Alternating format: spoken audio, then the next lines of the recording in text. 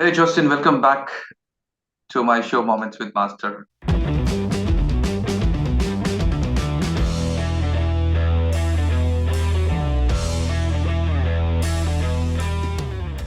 And I'm so excited because you are the first person to be for the second time on my show Moments with Masters. Thank you. So, although I introduced you in my previous interview, I would still love to introduce you once again to my viewers. Justin is a world record breaking outbound sales maven who has arguably built the deepest client acquisition methodology of all time, the Justin Michael method. It's driven over 1 billion in pipeline for 200 plus startups. He's advised over 25k reps and 1k of which he has personally coached. Ex Salesforce and LinkedIn, Justin is the global authority on AI-based outbound prospecting alongside legends like Aaron Ross, Josh Braun, and Mark Roberts. His counterintuitive, mobile responsive, neuroscience-backed visual prospecting methodology made him $1 million earner and helped countless startups scale past 10 ARR. His clients frequently exponentially grow their pipeline and income, consistently getting promoted within 6 months. He is the best-selling author of Sales Power, Tech-Powered Sales, and Justin Michael Method, which has proved that over 75% of the top funnel can be automated by raising your technology quotient. And he is in Los Angeles, California, advising top SaaS technology CROs and teams on bleeding-edge revenue models. And you are here again to celebrate the success of attraction selling. Welcome back, Yes, Justin. it's a huge honor to be here, especially considering the caliber of some of the guests you have on. I have so much respect, and I love your show, and I love the guests on your show. So I've watched many of the episodes. So thank you. Thank you so much. And I have some interesting questions for you because this very topic of law of attraction, and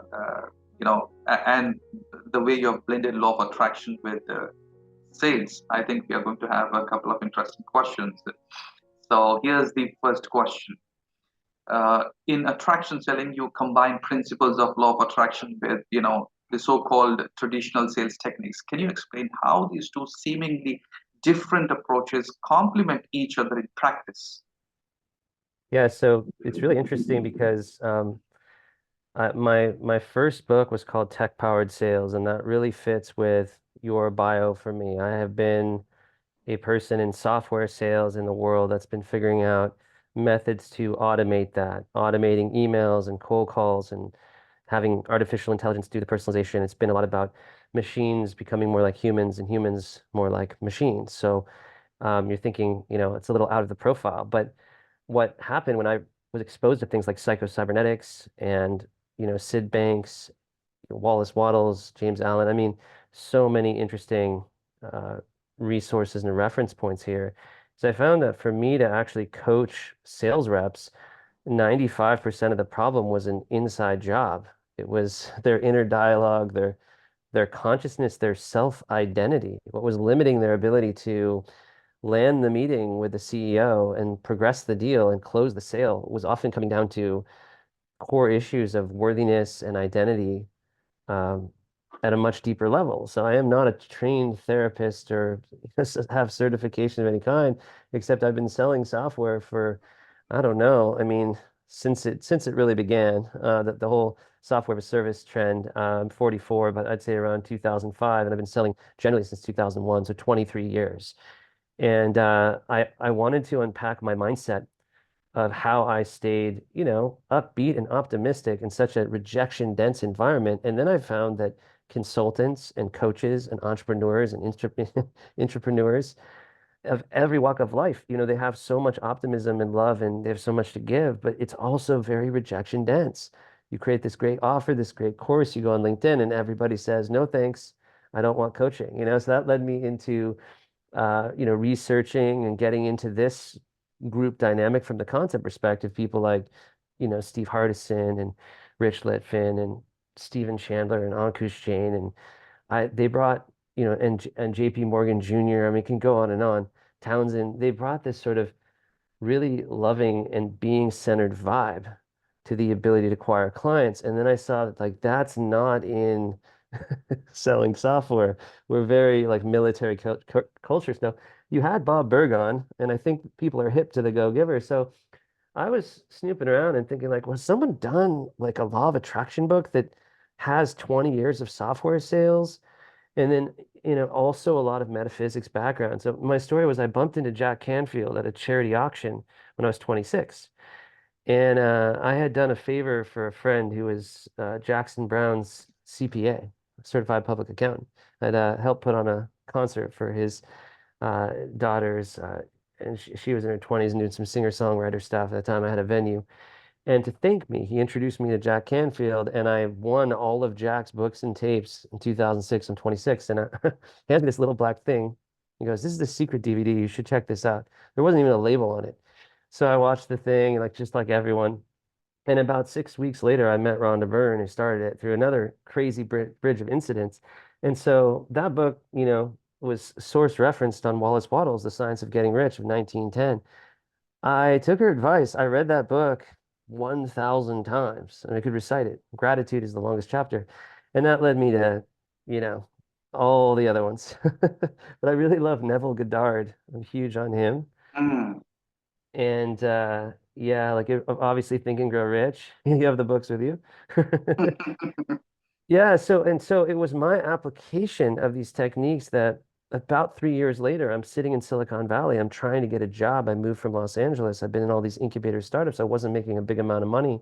And I got there, and for 3 months, I got turned down. It had to have been thousands of jobs. And the recruiter is saying, say that you have a college degree, because I didn't. This Mm. is a different time. And then I finally got this job offer FedEx to me, and it was the same amount of money. And my little brother who worked at Google, he said, just take it. What kind of experience do you have with, this type of software, right? This is like the big leagues. And I refused. I ripped up the paper.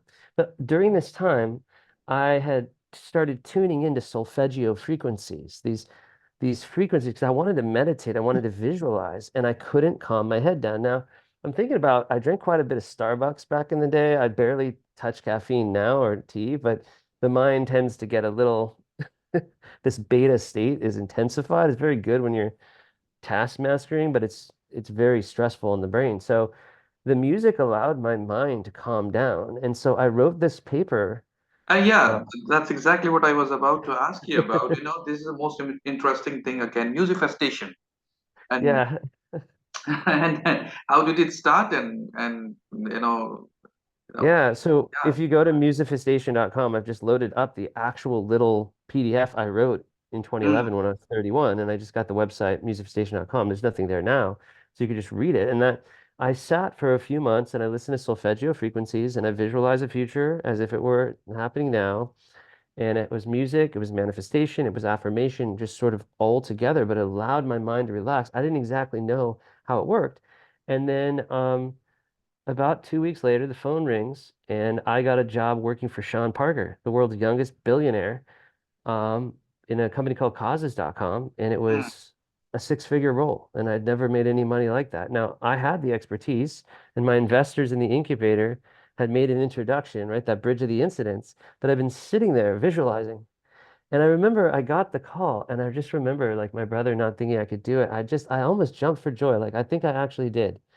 I couldn't believe what he was saying in that moment, right? So next year I went to Salesforce, right? And Mm. then once I went there, I just kind of had a bit of a rocket ship on building my own methodology and system. I got all the way to LinkedIn, the Empire State Building. I worked for a startup where, I got to work with hundreds of companies doing all this outbound stuff.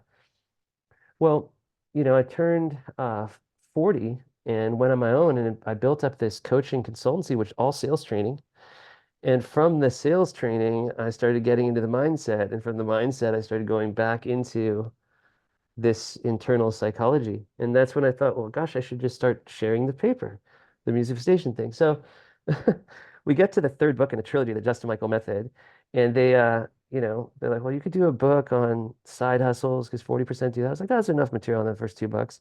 You could do a book on launching a coaching business. I'm like, well, I could do that. But there's some folks who've been on this program who kind of mastered that, right? And my techniques work for that. But then it was this law of attraction thing. My publisher said, yeah, you should go for this. And that's where I just full blown went down the rabbit hole in this book. So the book is a huge risk for my brand. The book is it is about God, it's about spirit, it's about Christ consciousness, it's about, everything from the earth being a Tesla coil to teleportation and astral travel. I mean, I mention it all. And when I don't know something about it, I just kind of sprinkle the rabbit hole. And I just infused all these interesting spiritual concepts and synthesis into this book. And what I found is, as I talk to any sales rep, they're like, "Oh yeah, I love law of attraction," or I meditate. I use this app. I'm into, Think and Grow Rich. I've got a copy of that." And so that was the cool thing. And like you asked, it's like the medicine to keeping your head right in a job where out of 100 attempts, 99 don't answer or say no or react negatively. It's tough. And so I wanted to find a way for people to fall in love with prospecting and even make it a spiritual endeavor where it brings joy to do it. And I found that through curiosity and through service, but it's almost like a meditation for me, like chop wood and carry water. Because I've done this for 20 years. I've done 20,000 hours of cold calls. I've sent, you know, tens of millions of emails. So like how am I in a good mood about this, right? That's what we capture in this book, and we can dive into that. And at what point you wrote that, actually you wanted to name the book about, action and attraction kind of thing. And so, uh, Yeah. you know, So how do you connect? And yes, law of attraction is not just sitting and visualizing the results. It's yeah. also, it's being action. So, It's making me smile because I just sat down for tens of hours and did this huge passage, wrote the whole thing with an outline. And then I kind of went out there to kind of catch myself up on the modern practitioners of this, right? And so for the two big things were, one, the word action is in attraction, right there. And then I later saw that was on a Lewis Howes podcast. Like, okay, right? And then the other thing was giving, because that was the thing for Rhonda Byrne. She went to her ATM and she took money out and she went down the street and she cried and she had gratitude and she gave it away. And she put the energy out and came back in. The whole idea is wanting to see your customers win or your prospects win. And so I've integrated these principles within traditional selling of software, services, coaching. I mean, just anything you're selling, of how do you, visualize the outcome you want and not push it out into the future, but visualize it here in the now. And I had never heard of the Silva mind control technique, which I've now seen on Mind Valley, and people pointed me at the book. Um, and so I went and read that, and my technique was a little different, more similar to Neville, because it's like 3D visualization versus a screen. But it's kind of just wild how many people are in alignment with it. And yeah. I find more and more research sources every day. But there's this gap when you're sitting and selling and you're on the road and you've got tremendous pressure on you, and it does require a lot of action. And to turn that into a process that would even be enjoyable. I know a lot of salespeople that just quit or really suffer with mental health. Justin, I've read your entire book, and something right, it popped up immediately, and I really wanted you to speak on this. Where you wrote, "Slow down to speed up, to scale, do the unscalable." And I think Yeah, that is coded with something super powerful for everybody who would listen. it really is. Well, I mean, the whole idea of quantum mechanics and what's like the fourth dimension or time, the z-axis of time, and that being an illusion, and the feeling when you really enjoy. Like I used to fish as a kid, and the whole day would go by in 5 minutes, so fast, and but it would be experienced slow and fast. So, a lot of people are in this mad rush. I will quote, Steve Chandler and Rich Litvin, and saying this pluralism idea of trying to get lots of clients, right? We're just going to set the email cannons and the phone cannons and just go, right? And so, even during the client acquisition, uh, if you can slow down, it's a superpower. And some of this is brain wave function. Like your brain moves into an alpha or beta state. Theta is deep sleep, but there's these interesting historical incidents. Like I think it was Edison that slept with a metal ball when he napped, and it would drop. And same with Salvador Dali. He would sleep on a metal plate with a key to move between consciousness and subconsciousness.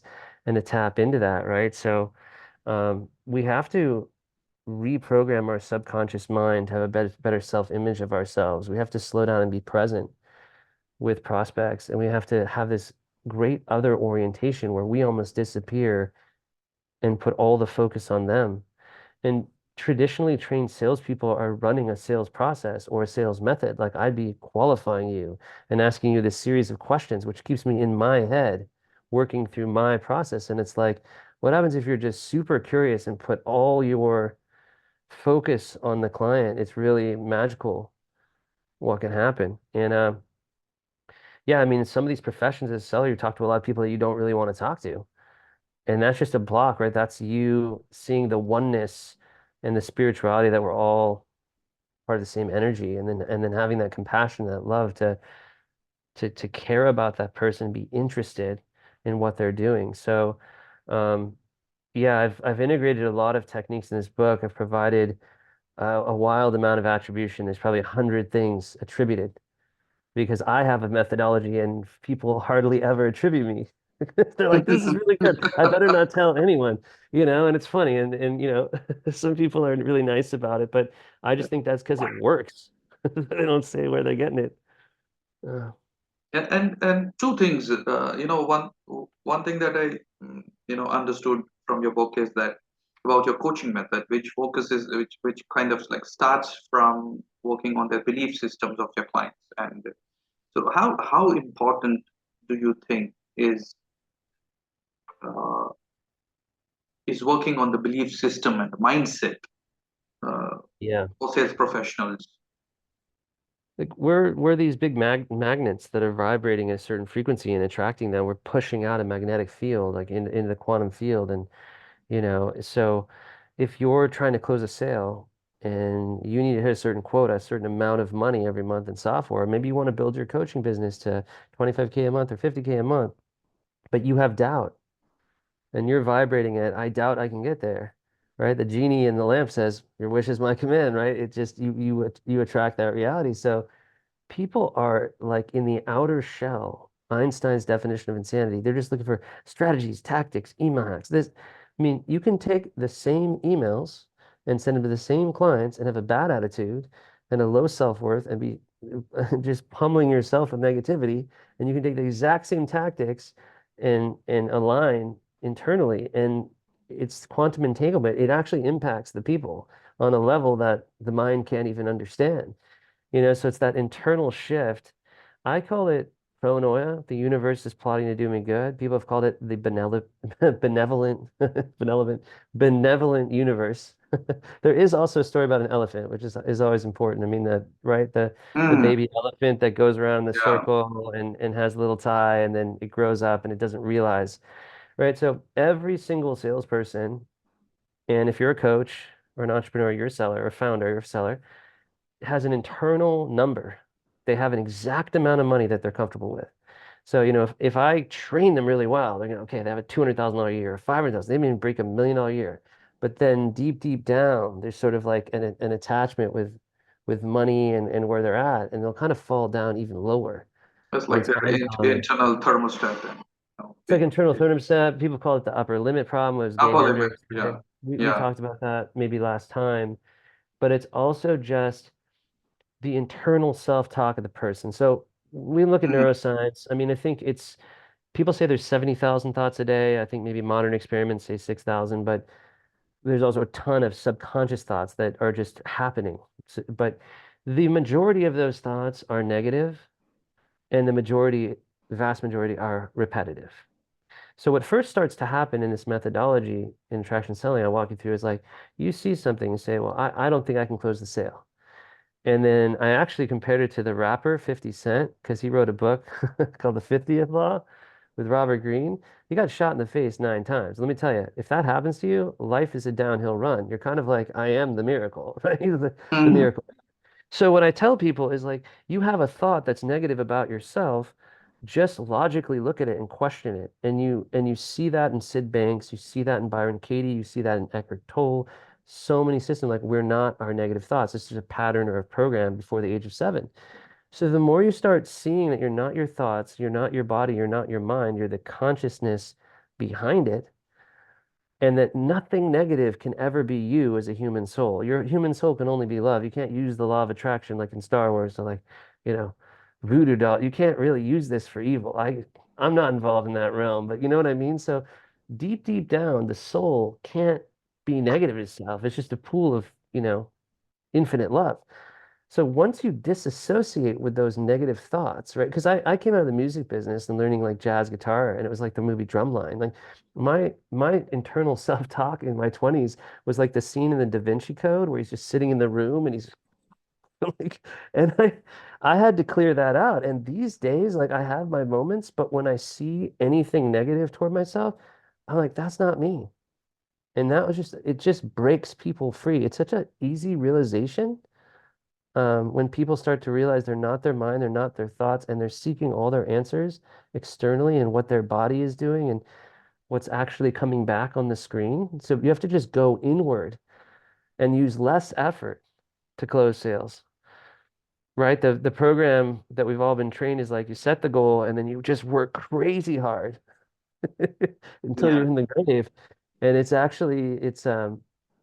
gosh, I've been reading a lot of great stuff, but it's lowering the resistance and getting in tune with these spiritual laws that allows currency to flow and allows the right people to come into your life. And I think it was Esther Hicks, but it's like if you know what you want to achieve, you set the goal, and then you know why you want to achieve it, the drivers, the goal behind the goal, right?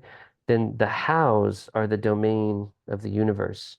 And it's the same, such a great, beautiful metaphor for selling. And that wasn't a secret. It was Ron Burt. Several people have said this, but I apply it to something as mundane as, okay, I need to sell $200,000 of software this month. Or, for all you coaches or founders out there, I need to get 5 clients. Um, or like I need to create them, I need to track them. You got to watch how you say it, right? But you don't really have to know how you're going to do it, right? You have to make a decision on what you want and why you want it, and then go inside. And in the book, I just talk about a basic process of relax your brain. And that could be walking in nature, swimming in real water, earthing, putting your feet in real ground. We never do that. You know, the Yeah. brain comes down and it moves into this alpha creative state. Like Quentin Tarantino writes scripts floating in a pool. I suppose his scripts aren't that peaceful, but it's really creative, just like Dolly, right? So you calm your brain down in this process. Then you just visualize the future as if it's already happened now. And then you just use I am statements to help you paint it visually. If you do this before bed, it's really powerful because you're already kind of in and out of the state. And there is spaced repetition. But what I've been saying more and more now is that like changing your belief system is a decision. The biggest things in your life, deciding who you're going to marry, changing professions, like you finally, you don't move to another city and then move back and then move back. You make a decision Mm. in a nanosecond. So a lot of the previous systems in the past have been all about spaced repetition, kind of like Bob Proctor, and that's great. But when you look at the neuroscience, if you make an emphatic big decision, it's powerful. So decide you're successful, decide you're abundant, decide you're the top rep, decide you're a master coach. I built my business out of thin air 4 years ago. No one knew my name. It's it's just a bold decision to jump off a cliff, you know? I think I read it in Straight Line Leadership, where you know the author says that most people don't accomplish big things because they don't decide, and uh, sitting on decisions. And in fact, he says, with whichever way you go, whatever decision you make, it's better you make a decision and you stick to it. And even if you go wrong, you will have a great story to tell, and you will have a great, you will have a story at least. And people who don't decide, they don't even start from that place, and that's the reason most of people don't accomplish those big things they actually desire. So here's something I would love to listen from you. Know, sales guys, you made this personal evolution from understanding of sales in a very traditional way. Then you evolved into a kind of a from the mindset approach, and then today I believe that you speak the being language, and uh, it's become that holistic understanding of sales and creation of results that you want. So for a for a for a for someone like a normal traditional sales guy, they're all about numbers, and they measure their success in metrics. And so law of attraction is something could be sounding fanciful, imaginary thing kind of thing. But uh, how do you coach them to understand that it's not about just the sales numbers, it's about them, and it's about them to create the results. Yeah, so what's neat about working with salespeople is a lot of them have like they're tenacious, that they have self-discipline. They're willing to actually do a lot of the wrong things a lot. A lot of them are athletes or musicians. They have some craft, they all have some interesting God-given talent that they may or may not be using, but you can give them a process and they'll repeat that. And I explained to them that the hardest thing you'll ever do is control your own mind. And you cannot do that. So all you can do is start being aware that it's there and that you're not it. And if you're awake, that's 5% of the iceberg of what's going on. So what's really cool is I can give them techniques and say, okay, listen to this kind of music.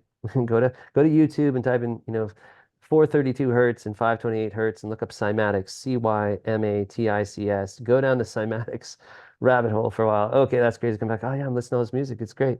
Okay, great. Now I want you to create this dream board, but call it a reality board. And I want you to say, I'm this, I'm that, right? And one of the early ones from Canfield, or it was John D. Martini, was like, I'm a genius and I apply my wisdom. And I show that to children, like, I can't say that. I'm just a sales guy, right? So they start to adapt almost these spiritual practices that they don't maybe understand or use. And there's other ones that actually are quite deep on this. But the beauty is that they'll apply it. Because most people try this stuff out for a day or two or a week and they say it doesn't work and they get rid of it. That's what I tell them the stories. Like, I read that book 1,000 times over 5 years. I didn't have a lot of tech sales experience, a lot of sales experience, and things manifested. So the other thing is you have to persist in the vision and you have to find a way to become other oriented because life is suffering. And the only way out of it in joy is helping humankind. That's the greatest secret of all. That's for me, like my last 3, 4 years, I talk about this in the book, killing the profit motive, like a great white shark. Like there's just that drop of blood. Like I'm on the show with Ranjan, like maybe I get a client, or like it's just living in there. Just right. Melissa Ford wrote this beautiful book. It was a client of Steve Chandler called Living Service, right?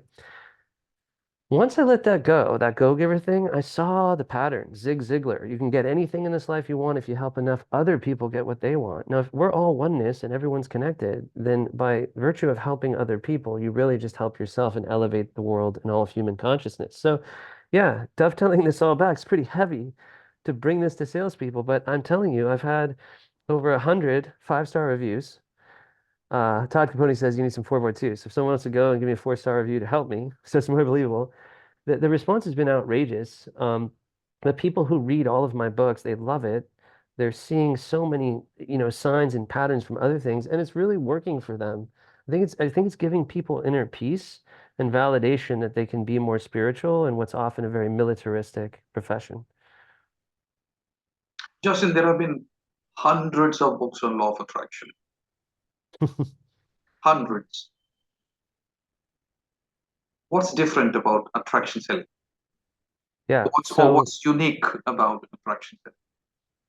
the thing that I've never seen is the link between music, sleep, and manifestation. Meaning, the Silva method, you kind of use a metronome and you count backwards. And I mentioned that. But my method I was a musician. So it starts with music for your brain. So I have this client and he had a brain injury from a car accident, and he had ADHD type of symptoms. And he started using binaural beats and different hertz frequencies, and it helped him to calm down and focus. And then he was able to work effectively and kind of pursue some of his entrepreneurial dreams. So I'd say the music component is very deeply researched, and its impact of how different frequencies affect your chakras and affect your brain. And once you get through that and you're using music so heavily to affect the brain state, then pretty much all the other methods are unlocked. Um, yeah, for me, uh, I just think that it's the fact that sales is so heavily integrated because normally these are two different things. Like you go and do a bunch of visualization and manifestation, and then you go and do a bunch of sales as a result of like what you'll do to bring about the manifestation. But can you integrate the sale process itself, right? Can prospecting itself be a meditation? Can outcomes for the client be something you're looking to attract for them? I've seen it referred to in like maybe Think and Grow Rich and a couple other books where they say, use it for sales or try it on sales, but I've just never seen someone put it into a sales process before. Just to imagine a jazz fusion of like The Secret and sales with a lot of attribution. Um, yeah, I mean it's a law, right? So in one way, it's a trick question, right? That's like saying like, "Hey, your book's about gravity. How is it different?" Well, it's still gravity. Like you're describing the same laws, right? But no one has really broken it down into all the facets of the diamond for sellers. And this show has a ton of coaches and consultants that really are needing clients. You don't want to need them, you want to attract them, right? And there's a lot of techniques and tactics around it. And I think this is like the nail in the coffin. This is the beginning of um, just doing it in a brand new way. Justin, one of the most important things that something that's very crucial for every salesperson is to have a healthy self-esteem. How does this process help sales professionals build their self-esteem, or Yeah. how do you explain in the context of attraction self? Well, what you'll find is the people that love you the most, if you saw yourself like they do, your income would double. It's really crazy. Like even like you and I even, right? Like because we all have imposter syndrome, we all have limiting beliefs, we have a humility, but we also have a slight disbelief in our true capabilities because of what maybe the world has offered up. And I don't want to limit you that way. Maybe you believe and you've worked through all of it.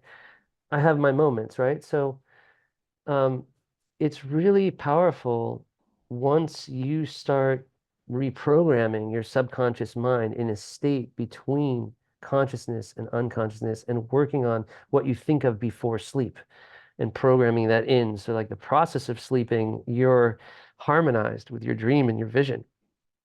Um, I talk about it in the first two books as, read your testimonials, read your recommendations, read what clients say about you. That's market validation. And that came from David C. Baker. I thought that was a great idea.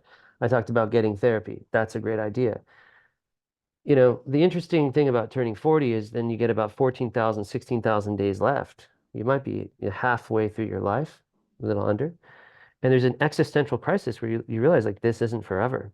And so the thing that drives a lot of my clients who are high performers is I'll ask them, what's your biggest fear? And the number one answer I get is not living up to my potential. So the question is, what are you afraid of? Failure or success? Like, will this be the day you cut the ballast off the balloon and rise? You burn the ships and you go for it, right? So the greatest risk that people I work with haven't taken is to believe in themselves and to truly love themselves and to clear out the resentments and to know that the universe is favorable to their plans and goals. And when we really look back at their lives, they're always okay. Even under all the hardship, here they are with air in their lungs, alive with the miracle of life, and they weathered every storm and became wiser and stronger. And that's why they are the achiever they are now. So it's completely illogical. Like I love that book, U Squared. I think it's Price uh, structure. Price Pritchard, yeah. And what I took from that concept is kids, right? I mean, right, they learn to crawl, then to walk. Like, who even helps them? It's just some wild DNA process. And then we get to be adults, and we're like, well, I couldn't make more than $100,000. But like the inner kids, like I'll leap and I'll jump and I'll pole vault and I'll backflip and I'll, right? And then we get to this certain point, and then we just stop our limited growth. So there's like quantum leaps in potential that's possible. It starts with clearing out the resentments. It starts with forgiveness, compassion, love, um, and clearing out your internal psychology. And whatever you're projecting internally will show up on the screen of your life. So, I have some clients and they're just like, oh man, none of them have money and I can't close any of them and I just pick them all wrong and I keep hearing it. I'm like, because you don't believe in yourself and your ability to close them and you haven't made the decision that this is easy. You've decided it's hard. That's the whole idea of like attracting $5 the same as $5 million because the Henry Ford thing, if you think you can or can't, you're right. So I'm a cheerleader for people. I challenge people to think differently, and I'm helping people believe in their genius and love themselves and break through those inner blocks, which is bizarre to me because like 5 years ago, I was just trying to be a chief revenue officer and count the numbers. So it's not like an enlightenment. It's the fact that I would like to be helpful and generate results in humans and bring them to their highest potential. And if I don't work on this inner journey, all those cool tactics in book 1 and 2, Justin Michael Method 1 and 2, they have limited effectiveness. I was like, I'm going to close a 7-figure deal with a Fortune 500 account. I'm not really sure. Do they like me? Can I really sell to C levels? How do I look in front of the boardroom? Is it going to be good? Like all that head trash, as David Sandler taught, it actually is a thing. It's a frequency and it pushes energy and it repels exactly what you're trying to get. So, And you are now. I just remember when you said CRO, like, I see that you are a perfect blend of numbers and technology and being. And so, with this advancement of technology and automation, you knowing it very well, uh, how's the receptivity of sales professionals towards this concept of law of attraction in sales? well, I think it's early and I think a lot of people got burned because they didn't take action or they might have missed the message of the DVD. So I do encourage you to read Rhonda's new work of The Greatest Secret, where she really talks about conscious awareness. And, there's two types of attraction. There's manufactured attraction, where you really try very hard to make it happen. Mm. It's very, and it does work. It's a law. You're tuning into the law. And then there's, um, surrendered attraction. And I heard Reagan Hillier talking about this. But my takeaway is there's a book called The Surrender Experiment by Michael A. Singer. Michael Isinger, yeah. And I just adore that book because ultimately, if you love yourself, love others, and love the world, and you just float in this ocean of life, just magic and miracles will happen because you've just tuned yourself at the highest possible frequency. So your job is to just live in joy and bliss and caring and love. And I'd love to play this video from my 25-year-old self because he would probably just shut it off. Be like, who's this guy? He's a fraud, right? But I've had 9 lives. I've been through some tough life stuff, and I talk about it in the book. Yeah, I mean, there's receptivity out there. People are fighting a unique battle. They're suffering. People that sell, they suffer, and they think the alleviation from the suffering will be hitting the number and getting paid and going to Aruba and sitting on the beach for a week. But really, all like the alchemist, the solution is within themselves. And the solution is the level of service. The more service, the more wealth. And falling in love with not just closing the deals and seeing the clients do great with their software solutions, coaching, everything, but actually enjoying the process and the journey, the icky stuff. This is what I help people do. People hate cold calling. They hate sequencing emails. They hate sitting on LinkedIn all day and talking to people. However, I tell people all the time, like, okay, for an hour a day, you're going to talk to good humans. If they're, and it's not a judgment. If someone's rude to you, you can block them. You can just not respond. You're going to talk with lovely people that you have a lot of rapport with, have wonderful conversations, and then they're going to pay you and you're going to help them. And you're going to love that just as much as you love this. In my first book, I had two hands and I had the prospecting and the fulfillment, right? The enrollment and delivery. And so if I summed it up, the purpose of all three books is to help you fall in love with yourself so you can fall in love with the process. And it almost becomes a positive addiction. I have prospected 2 hours a day, 7 days a week since I turned 38. I don't think it's a record. And I love it. I do it all the time. My wife is like, you just chat. I'm like, chat and grow rich. Like the book is not Think and Grow Rich, it's Chat and Grow Rich. Because I'm sitting there, everyone's like, no one will answer the phone. I'm like, okay. And yeah, I'm only getting three responses on the 1,000 emails. I'm like, okay. It's like, well, what do you, Justin? You're doing all this stuff on LinkedIn. What's the automation? You have VAs in India and Denmark and all that. I'm like, no, it's me. They're like, is this you? I'm like, how at your scale? And I'm like, well, I just talk to people. It's the weirdest thing. And I talk to people like, JP Morgan Jr. or Townsend, Townsend Wardlaw, and like that they're just talking to people. They don't need the automation, right? And huge hat tip to folks like, Steve Chandler and Ankush Jain and Litfin that really brought that to the life coaching industry and beyond. I've just thought like, well, how do you scale it? And then I think a lot of folks in the traditional software sales industry, they find the life coaching stuff woo woo in a way. Um, Uh, so yeah, that would be my takeaway. and people are reluctant to do this kind of prospecting because they haven't or they have a wrong understanding of the word no. And Yeah, I would like you to talk about two things. One is about uh, you know either people become very defensive, or people attach a lot of value, negative value, to that word called no, when they hear a no. And yeah, I have one more important thing for the viewers. So yes, so yeah, how do you help people understand this two letter word no? right. So all the statistics point to it takes four no's to get to the sale. So you'll notice in even a client you acquired or a deal you closed that there's initial resistance. So you have to lower prospect resistance. And I saw some great writings on that by Mike Bosworth, who created Solution Selling, which I love. Um, you have to enjoy the no, and the no is the doorway to the yes. And that also becomes a thing that you can retrain your brain and your psyche. It's like as you're getting the no, word no, you're getting closer to a yes. Um, I could just quote so many people, my views on it. I love how, I mean, maybe Chandler Littman said, you never get a no, you just get a not yet. That's a great quote. Yeah. I call it anti-fragility, which comes from Nicholas Taleb, and I've never seen it apply to sales. Like, right, if you're the dog that gets beat, if this is tough for you, okay, well, you're getting stronger. It's the pressure is creating the diamond. So bring on the nose, right? It's going to give me wisdom. It's going to be at bats. The heaviest weight is the door to the gym. Because if you're not turning up the volume enough, you're not getting no's. So I'm the home run king and the strikeout king, like Babe Ruth. I get incredible amounts of rejection, hate, blocked.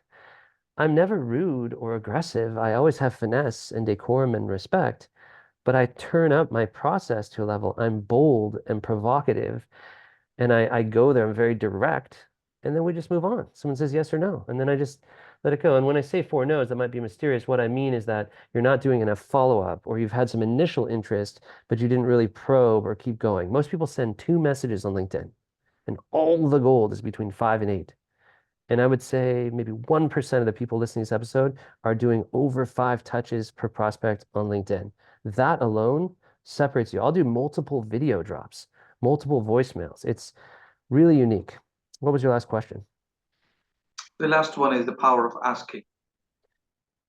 Yeah, there was this book called The Aladdin Factor where I really thought about asking, you go to the car dealership on the last day of the year and you make the ask. Just the basic ability to be fearless in your ask. Now, my father passed away, but he always said that I was the most fearless human he ever met. I will just make big, bold asks and ask for what I want with people.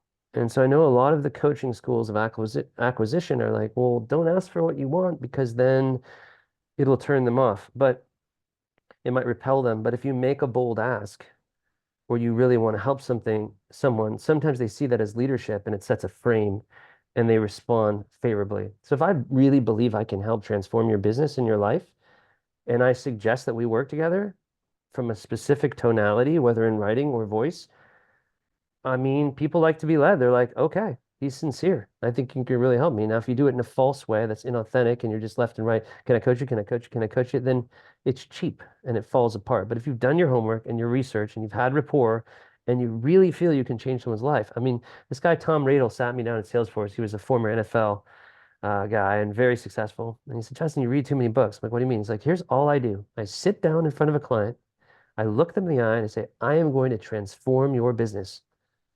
And then I pause. That's all he did. And he had incredible numbers. And he didn't say he did anything else, right? So if you sit with someone and you say, wholeheartedly, I will help you transform your life, what do you think? Yes, And they may dive in, and they might not be ready. So this is another level that I'm reaching now, is just like asking exactly, people. exactly. And I also feel that no has no meaning other than what you attach to it, and as long as your intention is pure connection, then probably it hasn't got any negative meaning. And the power of asking, I learned from Steve Harrison that my asking is my giving, and as long as you're asking to give some, you are a go-giver, and you are that professional who would create value for others. It was lovely to have you on this show, Justin. Thank you It's so been a much. pleasure. I It was love talking with you. wonderful, wonderful. Last message for the viewers. Anything from you? I just say we don't attract what we want, we attract who we are. And at the highest level is knowing, just faith in a higher power that the higher power moves to and through you, and that all things are possible. And I believe in what the Dalai Lama said. The purpose of our lives is to be happy. Can you can you do sales and enjoy it? Can you be happy? That's where I want to take you to that place. It took me 23 years to get there, so hopefully you can do it in a couple hours of a book. Love you, brother. Thank you so much for joining us on Moments with Masters. And we are going to have your link to your website and to your books in the description of the video. So anyone who wants to visit you and connect with you, you are here. I'm so grateful. Thanks, everyone. Love to Love you. you. Love you. Bye bye.